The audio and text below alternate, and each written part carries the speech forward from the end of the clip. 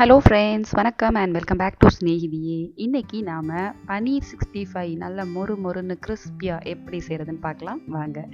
அதுக்கு ஃபஸ்ட்டு ஒரு பவுலில் நாம் 4 டேபிள் ஸ்பூன் கார்ன்ஃப்ளவர், அரிசி மாவு 2 டேபிள் ஸ்பூன்,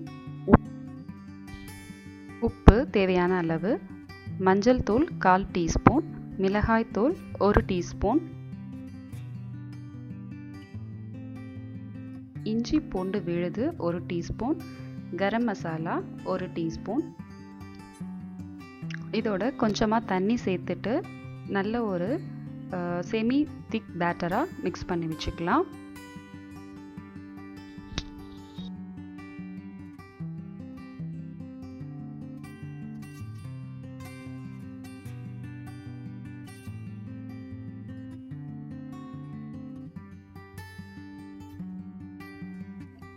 ஸோ இந்த அளவுக்கு திக்னஸோடு இருக்கணும்.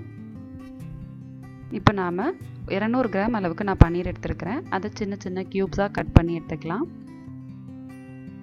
ஸோ கட் பண்ணி எடுத்த பன்னீரை அந்த பேட்டரில் டிப் பண்ணிவிட்டு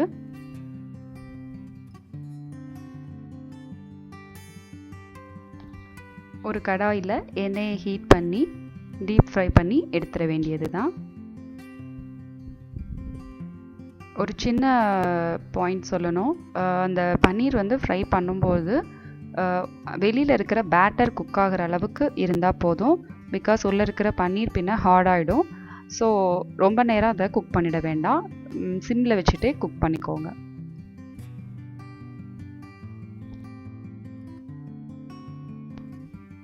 ஸோ இந்த மாதிரி கோல்டன் ப்ரௌன் ஆகிற அளவுக்கு ஃப்ரை பண்ணி எடுத்துடலாம்.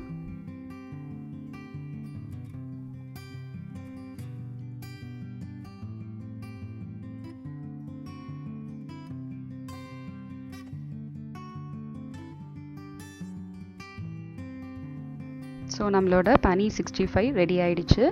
சாஸோடு அதை சர்வ் பண்ணிட வேண்டியது தான்.